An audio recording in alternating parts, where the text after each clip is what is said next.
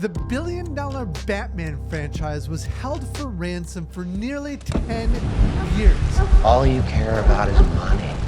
This town deserves a better class of criminal. All because Hollywood lacked the vision to see what it could be. Michael Uslan, the originator and the executive producer of the Batman movies, had the vision that Hollywood lacked. And his tenacity and a moment of perseverance that led to one of the most successful film franchises of all time, leaping from the page to the big screen with a global impact in its wake. The whole world is laughing at Batman, and that just killed me. I don't want to get too far ahead. That's what kept me alive for the 10 years it took from the time I bought the rights to Batman from DC Comics through the rejection by every studio and mini major in Hollywood. It became my philosophy. Start at the top and work your way down. I was the only person on the planet Earth who showed up. I showed up with passion. I showed up with knowledge. I showed up with experience. And then finally, I showed up with money. I'm Mike Kading. Welcome to Zero to Unicorn, where we dive into the lives of the unique visionaries among us that have made a billion-dollar impact in the world. As you'll hear, Batman is such a critical part of Michael's life, and the world of comics is so powerful. I wanted to understand what got Michael to first start falling in love with comics, and specifically Batman. Well, comic books is easy. My mom said I learned to read from comic books before I was 4 years old. And my older brother, Paul, who's 4 years older than me, would bring them into the house. And that was my first exposure. Also, if you were a kid growing up in the 50s and 60s, there was something that nobody born later would ever begin to understand, and that is the barber shop. Back in the day, barbershops had broken down card tables with loads of old comic books on them, sometimes coverless. And it was at the barbershop experience every 2 weeks that we would have a chance to read really old comic books and get into it. And those were two of the most important contributing factors to me in beginning my own road to geekdom. So that was comics, but what about Batman? I was 5 years old. My dad had given my brother Paul 30 cents to go to the candy store down the street at my grandparents' place. And we walked into this store, and it was floor to ceiling racks of comic books. I was 5. So my brother explained to me that we had 30 cents, so he got to pick 2 comic books and I got to pick 1. They were 10 cents each. So he put me up on his shoulders. And I remember distinctly that there was a Batman Detective Comics with the Batmobile looking like an assault tank. And I remember thinking, that's too scary. And instead, I picked Sugar and Spike, which was a DC comic that was great for kids about 2 babies who spoke their own quiet language that the adults could never understand. So I went home with Sugar and Spike. But starting around age 5 and 6, the comfort zone was Superman, because Superman was on TV all the time. And we knew Lois Lane and Jimmy Olsen and Perry White. And we knew Clark Kent. And it was truly a comfort zone. It wouldn't be until I was a far more mature and sophisticated 7 that I would be able to get into Batman, and that was it for me. And it was the whole concept that Batman has no superpowers, that I could be Batman if my dad bought me a cool car. And that was incredible. Plus, he had the greatest supervillains in history, which was also very awesome to me as a kid. At this point in the story, Batman had made his way onto television, but it was very different from how Michael envisioned the Cape Crusader. It was a cold, dark night in New Jersey. I have been waiting months for this night. I was so excited because the Batman TV show was about to premiere. Understand, when I was growing up, the only comic book related stuff we had in movies or TV, we had Superman and very briefly Sheena, Queen of the Jungle. That was it. So this was big time. The show starts. Wow, that animation looks like Bob Kane, Jerry Robinson art. It's in color. Oh, they spent a lot of money on the sets. The Batmobile is really cool. And then 20 minutes in, it hits me like a ton of bricks. Oh man, this is a comedy. Batman is a joke. The whole world is laughing at Batman, and that just killed me. So that night, in my basement den, I made a vow at the end of that show, just like young Bruce Wayne once made a vow. But he did it over the slaughtered, bloody bodies of his parents in the street. My parents were safe in the kitchen upstairs. And I said, somehow, someday, I am going to show the world the true Batman, the one created by Bill and Bob and with Jerry, the creature of the night and the disturbed villains. And I'm going to find a way to remove these new words that are popping out everywhere, pow, zap, and wham, from the collective consciousness of the world culture. That was the night of the vow. What a powerful moment in a young man's life. This would be Michael's North Star. This moment would be instrumental for the future of both Batman and Michael. But it's one thing to have a vow. The real question is, how do you make it a reality? What do you do when you're a blue-collar kid from New Jersey? You don't come from money. My dad was a stonemason. My mom was a bookkeeper.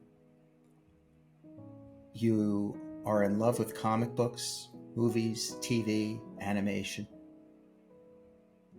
How do you make that your life? How do you get there from here? I didn't know anybody in Hollywood. I had no relatives in the business. So how do you jump a Grand Canyon? So I just started looking for any opportunity where I could get my foot in the door that much. Just needed some door to be open a smidgen. And my moment came when I was in college. I went to Indiana University, Bloomington, Indiana. It was the 1970s. And they had an experimental curriculum department in their arts and sciences division.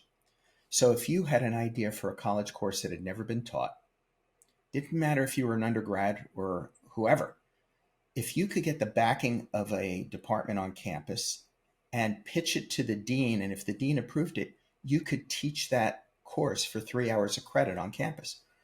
So I said, oh my God, there never in the world has been a comic book course, a accredited college course.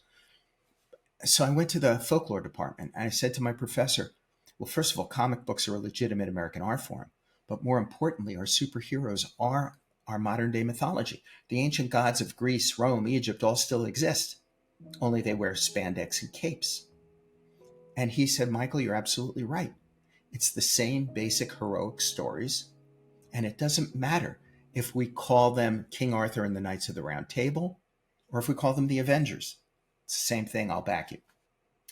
So with my hair down to my shoulders, wearing, not this one, not that one, but I was wearing a Spider-Man t-shirt. I just had to show you how geeky I am.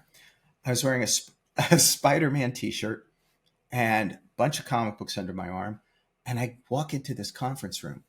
The dean takes one look at me and says, so you're the fellow who wants to teach a course on funny books at my university?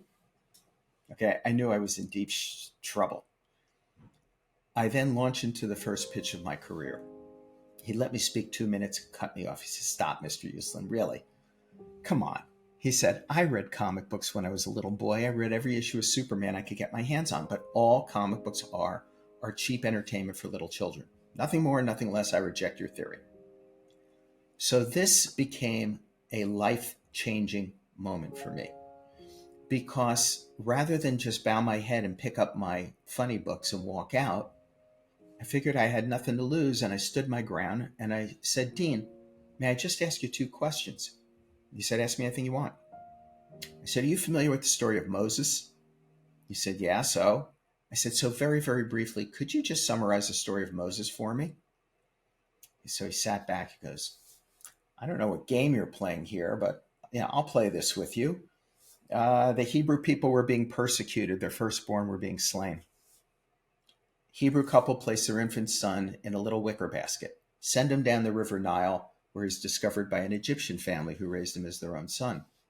When he grows up and learns of his true heritage, he becomes a great hero to his people. I said, stop. That was great. You said before when you were a kid you read Superman comics. By any chance do you remember the origin of Superman? He said, sure. The planet Krypton was about to blow up. A scientist and his wife placed their infant son in a little rocket ship and send him to Earth. There he's discovered by the Kents, who raised him as their own son. And then he stops, stares at me for an eternity, and then says, your course is accredited. I'm now the world's first college professor of comic books. The lesson that I'm learning from Michael is that passion is such a key part of success. Because without passion, Michael wouldn't have been able to do all the things required to make his Batman come to life. But what's Michael's perspective on this? It's absolutely true, but there's two more steps you haven't mentioned. One is you got to get up off the damn couch. You've got to take your passion. Once you discover it, you got to get up off the couch and be proactive. The world doesn't owe you a thing. Nobody's coming to you. You've got to get up and make it happen. And if you do that, is it quick? No. Is it easy? No. But I proved you can make your dreams come true if you do that. But when everything goes against you, and when everything gets tough, and when those doors aren't really opening, you have to be able to have it within you to persevere. It's about commitment. It's the same thing about young Bruce Wayne. His parents are murdered. He sacrifices his childhood. He made a vow. He made a commitment. He was going to get the bad guy who did this. He's going to get all the bad guys, even if he has to walk through hell for the rest of his life. And then he honored that commitment. And with all the things hitting him, he persevered. That's what it takes. Batman's our lesson. Okay, so first thing that happened, I called Mommy in New Jersey. I was so excited. I said, Ma, yeah, I just pulled this off. This is what I'm doing. And she was very excited. She said, this is great, Michael. Wow, congratulations. But you know, you can have these great creative ideas. You can do these great creative things. But if you don't market yourself, if you don't market them, no one will ever know about it.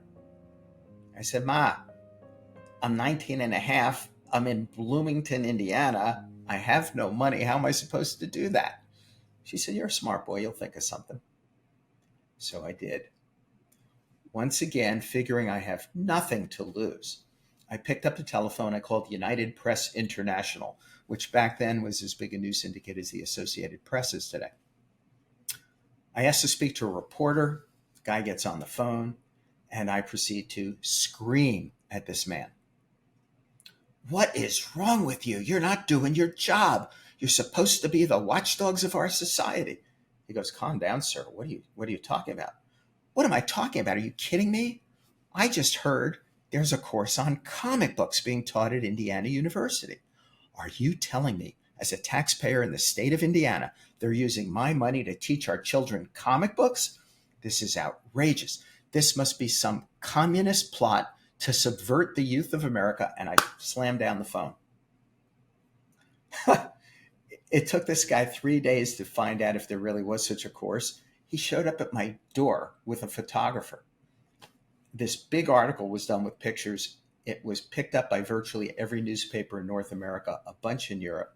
My phone started to ring and it just never stopped. I was invited on radio talk shows, TV talk shows. I never taught one class where the classroom wasn't filled with television cameras and reporters. It was unbelievable. That's such a gutsy move. So bold. I don't know if I would ever do that. I wonder, where did Michael get the energy, the inspiration to actually make a move like that? To the best of my recollection, I was having a powwow with my two roommates and my girlfriend. And there were probably a couple of beers involved at the time. And it was like, well, what am I supposed to do? I could call the newspaper, but what if you called the Indianapolis Star? I go, the Indianapolis Star? I was thinking of the Bloomington newspaper. And then I think my girlfriend said something like, well, if you're going to call the Indianapolis Star, why don't you call either the New York Times or United Press International? I said, yeah, okay, I'll call United Press International. It became my philosophy. Start at the top and work your way down. And what a great philosophy to have. Start at the top and work your way down. This has certainly challenged me to think about my notions of how to get things done. So, where did Michael's story take him next? 2 weeks after all of these stories broke, I get a call. I got 2 calls on the same day. First call was this exuberant male voice. Went something like this. Hi, Michael.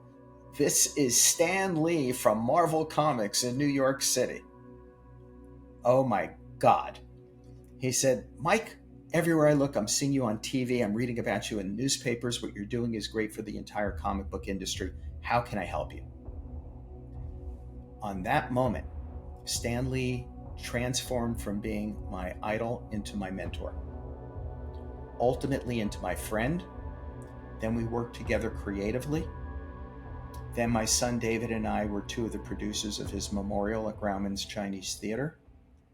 And this coming Tuesday, July 18th, this Comic-Con Museum in San Diego is going to open up the first ever museum exhibition devoted to the life and legacy of Stan Lee, which I'm curating.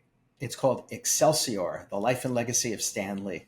It's really exciting for me. And when you enter it, it is devoted to Stan Lee and his co-creators of the Marvel Universe. Mm-hmm. So it's devoted to the co-creators like Jack Kirby, Steve Ditko, Don Heck, Johnny Romita, John Buscema, Jim Steranko, Marie and John Severin, Wally Wood. And I have original art. I have all the first issues of all the comics on display. We have Golden Age art from the early 1940s that we found. It's just great stuff. So this was Michael's breakthrough moment. And for a comic book fan of Michael's growing notoriety, this was a major one. You can't overstate Stan Lee's impact on the comic book community. And now he's Michael's mentor. Where could Michael possibly go from here? Saul Harrison, who introduced himself as the vice president of DC Comics in New York. He said, we've been listening to you on the radio, reading about you in magazines.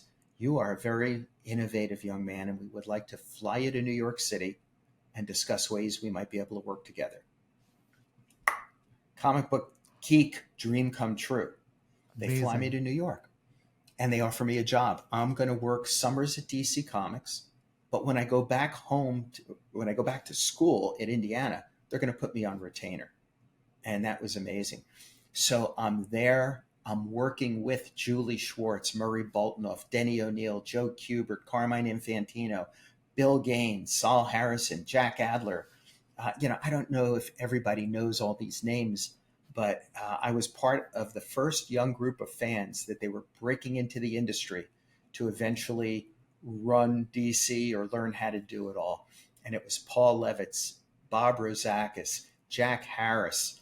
There was a whole group of us, and Tony Tolan, and it was just great. We had camaraderie. We were known as the Junior Woodchucks of DC Comics.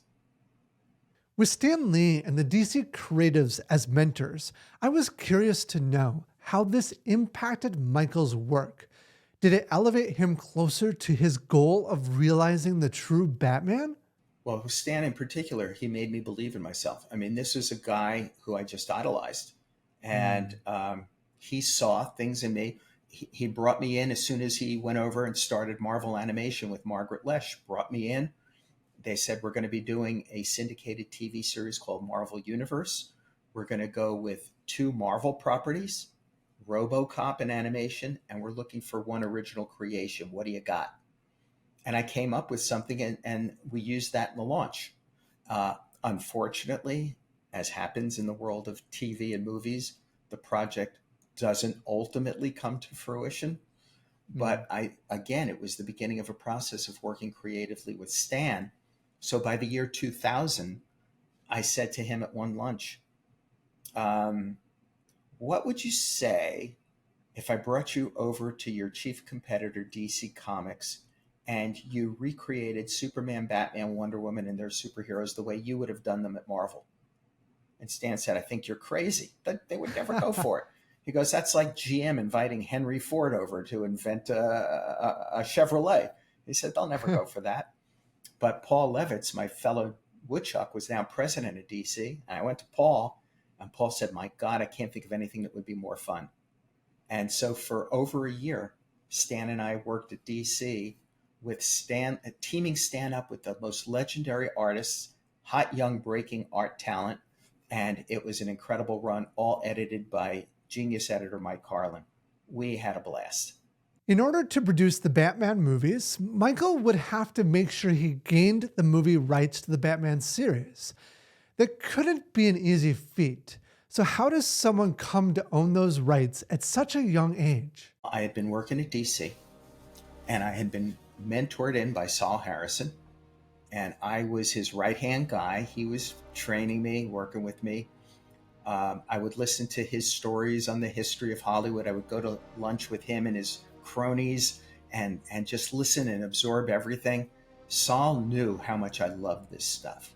He knew how passionate I was about it. He knew how expert I had become on the history and the trivia of these characters, especially Batman.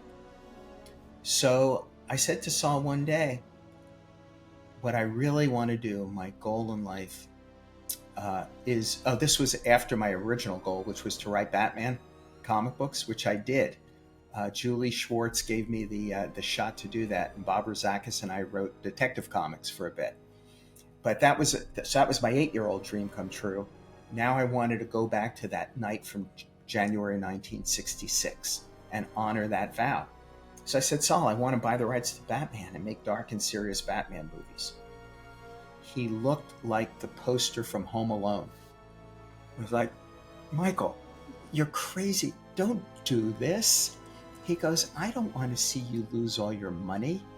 Don't you understand that when Batman went off the air on television, the brand became as dead as a dodo? Nobody's interested in Batman anymore. I said, yeah, but Saul, if we do it in a dark and serious way, there's never been a comic book or superhero movie that's dark and serious. This is going to be like a new form of entertainment. So he said to me at that time, nobody's interested in Batman. We'll hold it. You go get credentials. When you have the credentials, come back. So I wound up going to law school. Took every course I could find dealing with copyright, trademark, entertainment, communications. Got out of law school, went right to work for United Artists when it was a major motion picture studio. I learned how you produce and finance movies. I worked there for 4 years. And I was in charge of the legal, business, and financial affairs of different movies as they were to be developed or produced. So I wound up in charge of the first 3 Rocky movies, Black Stallion, which is a beautiful little movie if you've never seen it, Raging Bull, and then for 2.5 years of my life, every single day of which was a crisis, the movie Apocalypse Now. They used to say I got the experience of 11 movies on the one. I had done that as if it was graduate school, about 3.5 years. I went back to Saul. I said, I have the credentials. I want to buy Batman and go make these serious movies. He said, is there any way I can talk you out of this? I said, no. He said, and this is a quote, all right, schmoozle, come on in. That began a 6-month negotiation. Okay, so that addresses the first part of the problem. But for part 2, how does someone find the money to do something like this? This is why God invented doctors, dentists, and lawyers. I went to everybody I knew, not family. I was told you don't go to family asking for money to invest in projects. That's the way you lose family. It's okay to lose friends. So through all of my connections and everything, my friends reached out to friends who reached out to friends. We got the money. Not one person who invested cared about or knew about Batman. Everybody was investing in me. They were putting their money on me. So that responsibility on my shoulders was enormous. It's worth pausing here for a moment. Michael had just completed the rounds of all the major studios with no luck. And just as you might find in the comics, our headstrong protagonist had nowhere else to turn. But as found in the best stories, our protagonist didn't stop and turn around where others might give up. Instead, Michael's story continues. So the first part of the question, which I get asked everywhere I go to speak, people can't even begin to conceive how a kid in his 20s buys the rights to Batman. It's impossible. It's completely inconceivable. But now you know the very unglamorous story of how that occurred. I was the only person on the planet Earth who showed up. I showed up with passion. I showed up with knowledge. I showed up with experience. And then finally, I showed up with money. So now the process begins. You have to understand everything in the context of its times. We're talking circa 1979 to around 1983 in particular.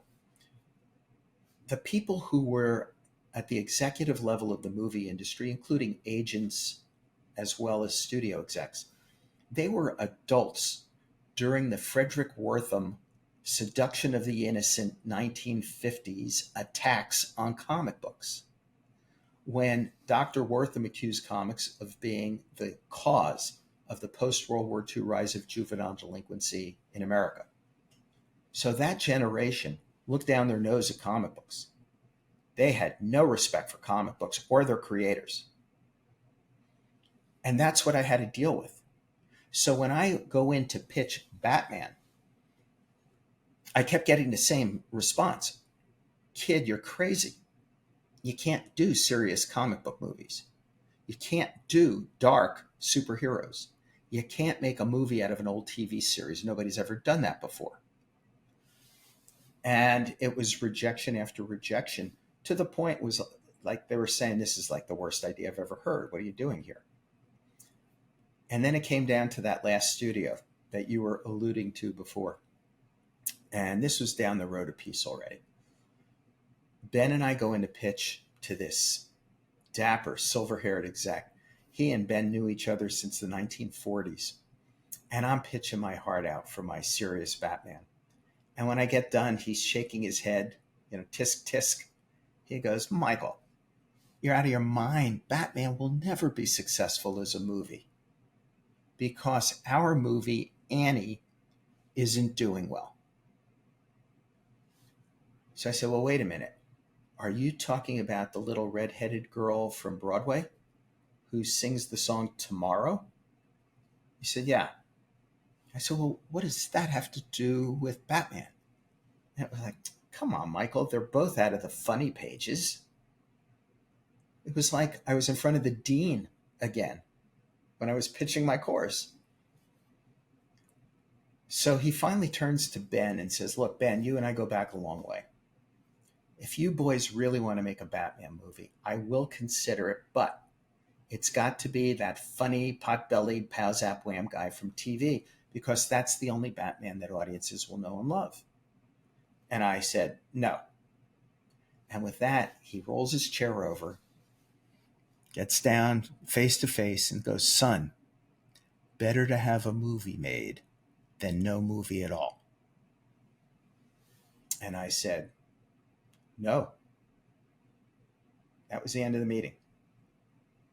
So we're now on a park bench on the studio lot. It's me and Ben. Ben was my dad's age. And I'm as despondent as you can be. I'm sitting there, heads down. That was it. That was our last shot. And Ben turns to me and goes, Michael, isn't it ironic that the last no we received came from you? He said, you know what that makes you? I said, yes, Ben, an idiot. He says, no. He says, Michael, you just gave up a lot of money and a chance to produce your first big motion picture because you are dedicated to a particular vision of Batman that you believe is the true vision of his creators. And you just turned all that down. He said, you're Batman's defender. You're Batman's protector. You're Batman's Batman. What I love here is that Michael really owned it.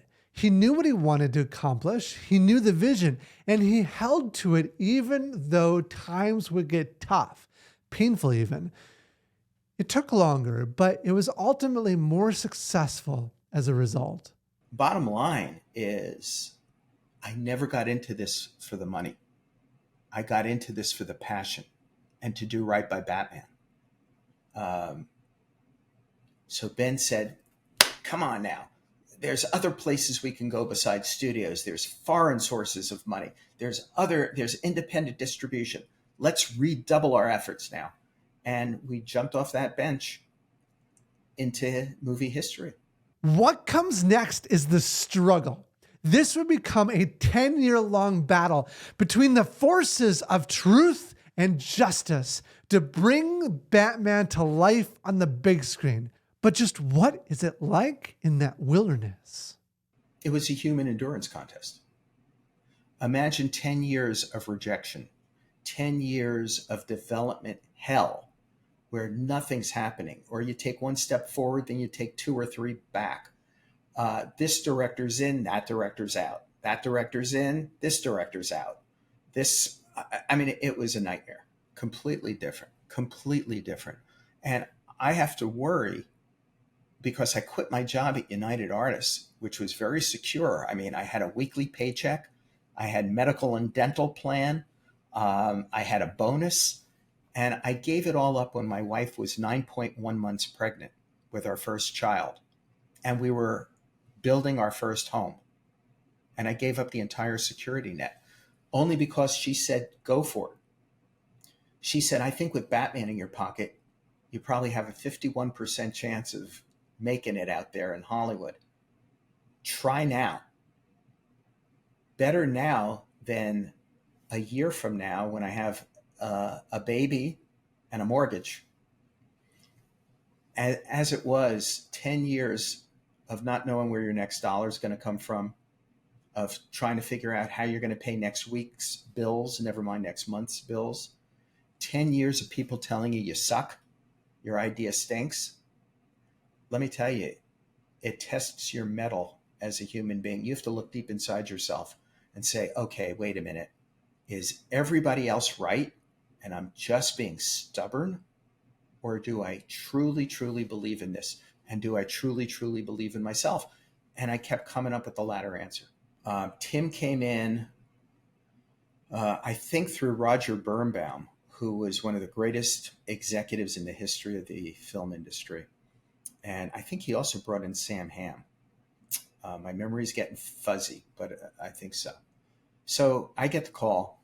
He said, we've got this guy who's doing a movie for us. And he's a Disney animator. And he's now directing a live action picture. We want you to see it. So they set up a screening at the studio. I went to see the fine cut of Pee-wee's Big Adventure.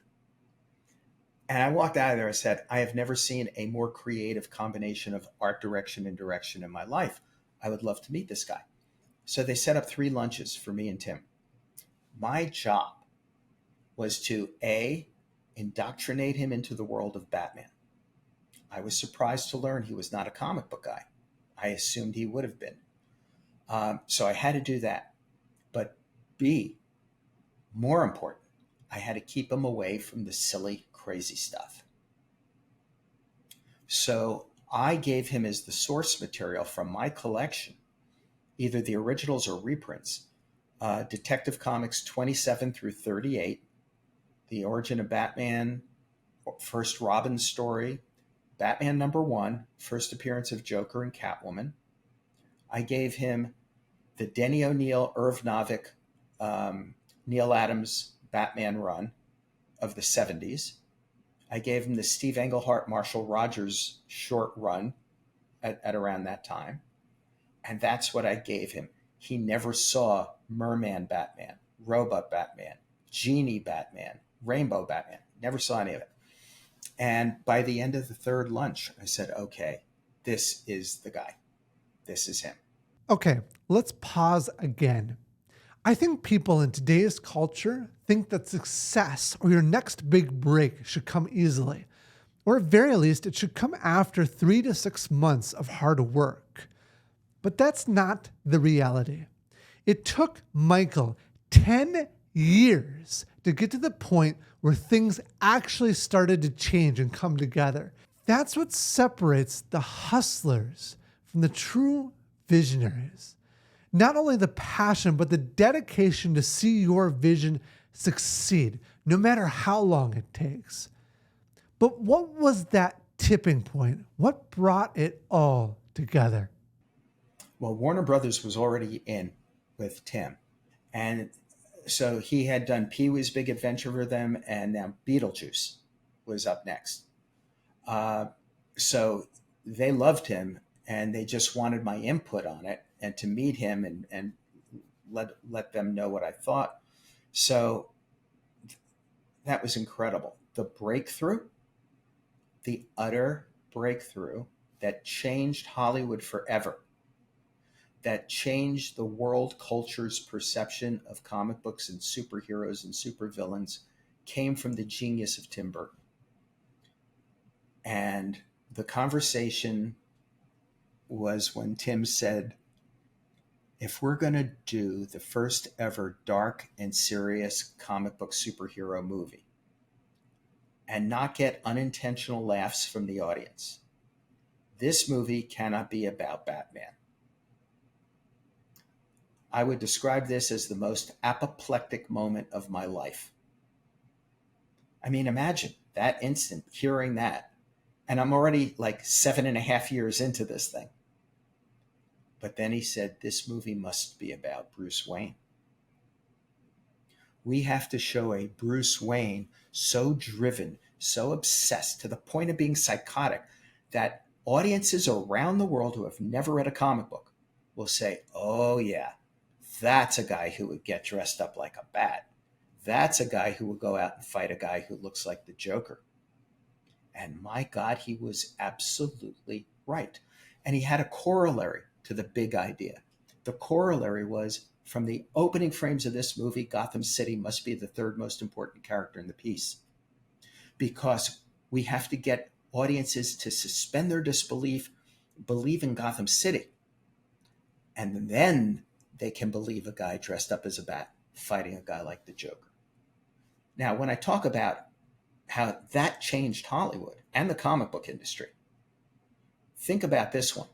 And Stan admitted this to me, and I'm sure Kevin Feige would admit it. That big idea of Tim Burton's was what launched or permitted the launch of the Marvel Cinematic Universe. We've all seen Iron Man movies. I love them, but they really should be entitled Tony Stark. We've all seen Spider-Man movies and enjoyed them. They should be entitled Peter Parker. That's the emis. That's the essence. Tim figured that out. And that's why everything is different. It's great that Michael now had Tim Burton in his corner. But how did that unlock doors moving forward? Pinewood Studios, 1988. I'm walking through the 5 square city blocks of Gotham City that were built on the back lot. This is where the Bond movies, where Star Wars was filmed.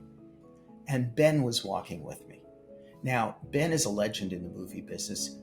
He was the sole vice president, executive vice president, that all divisions of MGM reported to in their glory days. He was chairman of their film selection committee. Ben put together the deals for Ben-Hur, Dr. Zhivago, 2001: A Space Odyssey, Gigi in their musicals. And as we're walking through, Ben's looking, he goes, Michael, I never thought in my entire life I would ever see sets bigger and more extravagant than Ben-Hur. He goes, and this beats it hands down.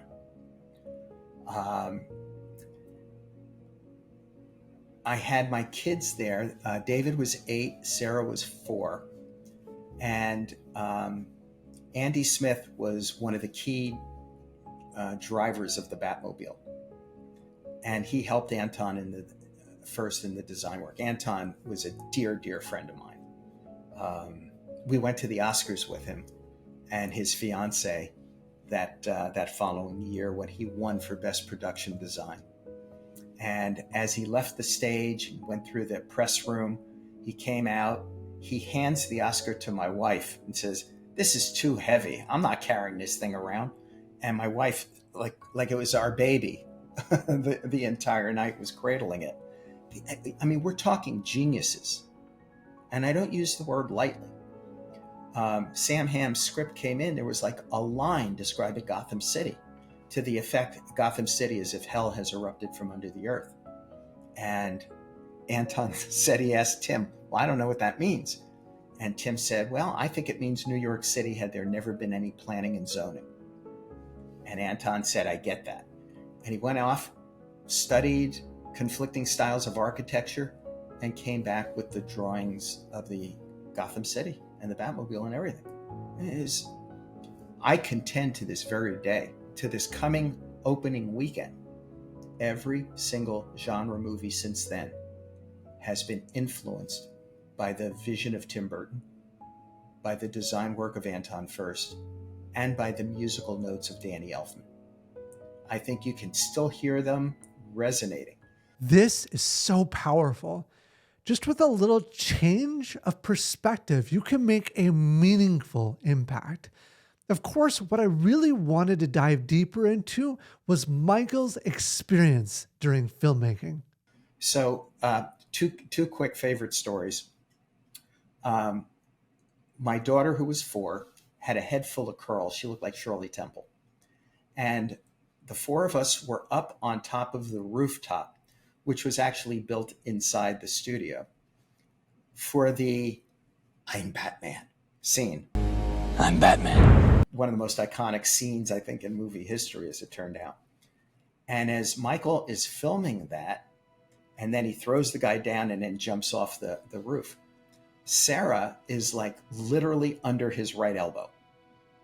And I said to the first AD, I said, "I'll pull her back here." He goes, "She's off of camera. She's out of frame." And we're all there as this amazing scene takes place. But ever since then, every time I see it on a big screen, I'm looking at the bottom of Michael's right elbow, just for that little Shirley Temple curl that I can see. Well, there was one day, we're in the executive dining room at Pinewood, and Sarah's having a horrible day. There's nothing we can do to please her. And it's lunch break. Michael comes in, the cowl and cape are off. He still has the black around his eyes and the rest of his Batman costume. And he walks by the table. And as he walks by, he sees Sarah, sitting there grumpy. He goes, "Sarah, what's the matter?" And she's going like, "Humph." And he winds up sitting on her lap and then starts to flick green peas off of her plate at her. And then Sarah starts to fire them back. She gets into a food fight with Batman, which changed her attitude from then on. I got to put my 2 kids in the Batmobile, and Andy Smith drove them through Gotham City. And what was amazing is when Flash opened up, Warner Brothers brought out the original Batmobiles from 89 and 92. And they had a special private showing on Melrose Boulevard. And I went there with my 2 kids and my grandkids. And it was the same Batmobile that they sat in when they were 8 and 4 in Gotham City and Pinewood. And we got to put my grandkids into that. And that's kind of what it's like with the return of Michael Keaton now. It's like the great circle of life. It's really pretty incredible. I never thought starting out that this was going to be anything more than my dream project, than anything more than my career, but it is and has been my life. Something hit me here in our conversation. Sure, the Batman movies have greatly impacted Michael financially. That's at the heart of $1 billion impact, right? It's the dollar. But this is where it started crystallizing for me. Tenacity doesn't care about the dollar. Michael had a vision, and if that vision was just about financial gain, tenacity would not have been required. When studio after studio was shutting him down, he could have sacrificed his vision in order to make one of them happy. But the impact he created by fighting for his vision, that couldn't have been done without passion. And in the end, what Michael values more than money are the memories he made. Even today, Michael remains incredibly busy, still working tremendous hours.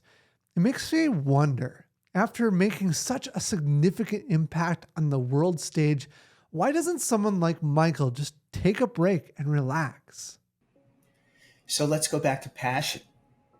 Why, if you still have that passion burning through your veins, why, if you still have the sense of wonder you had when you were 5 or 8 or 10 or 16 or 20, what is the purpose of giving that up? I mean, why? My dad had it. I learned this from my dad. My dad was an old world artist. He was a craftsman as a stonemason. You should see the fireplaces and the homes he built out of marble and brick and stone. And he loved what he did. Every morning, he worked 6 days a week from the time he was 16 till he was 80. He would get up with a smile on his face, couldn't wait to get to work.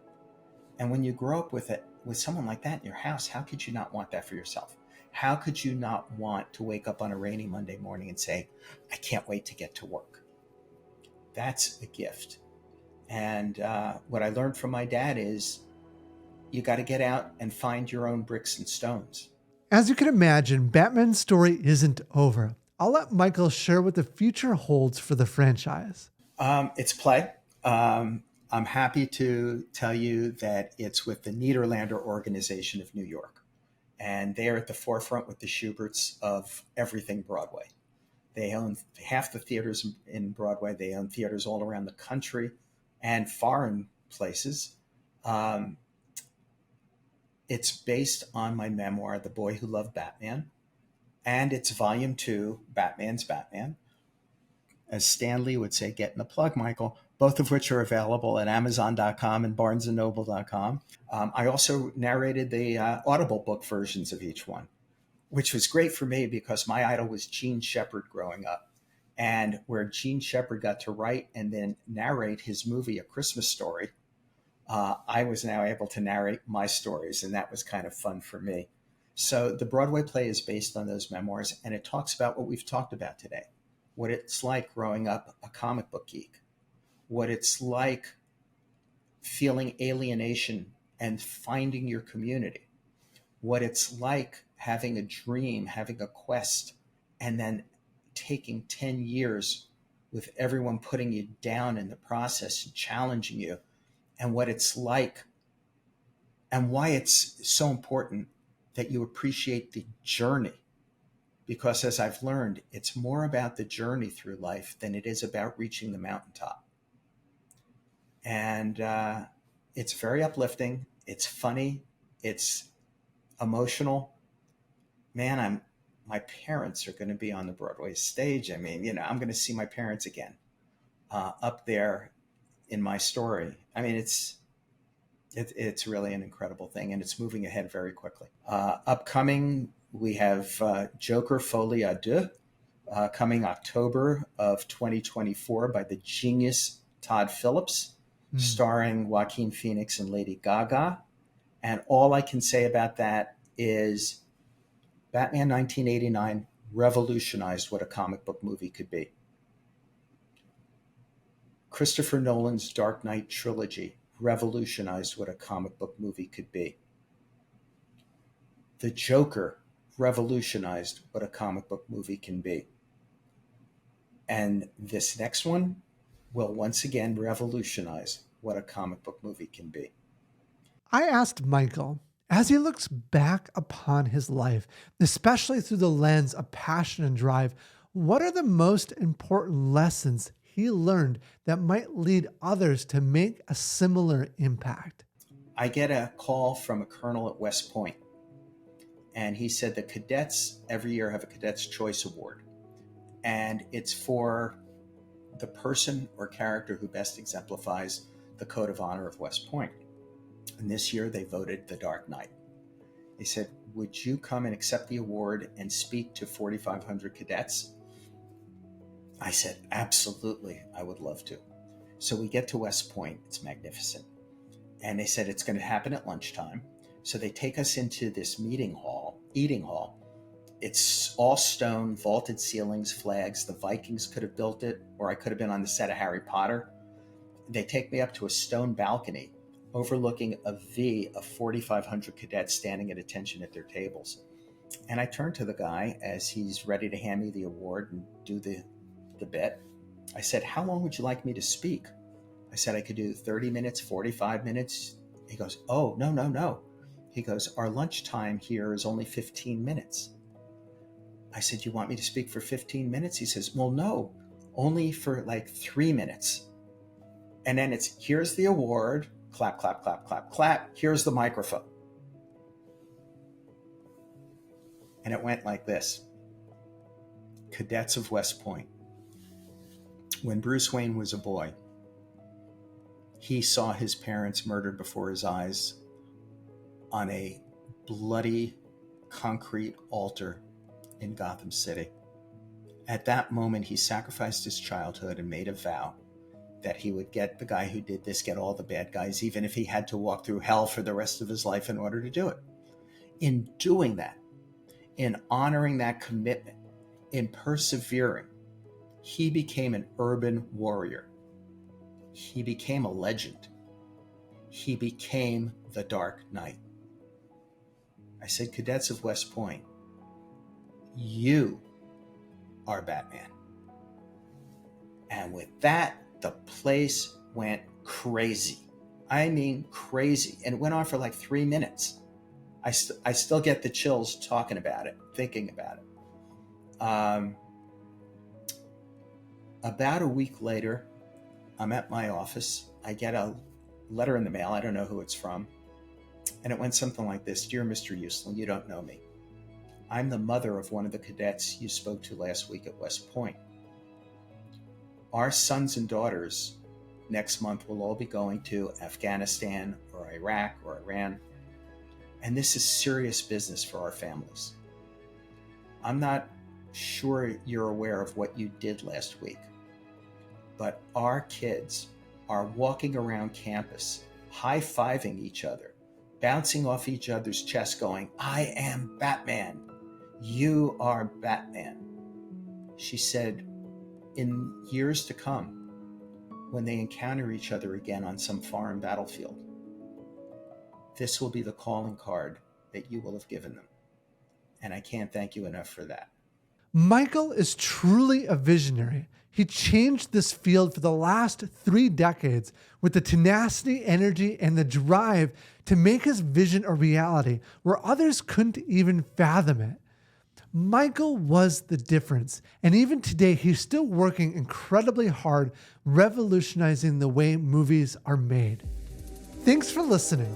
Continue the journey by liking and subscribing to our podcast, and if you want to share it with a friend, we'd be good with that too.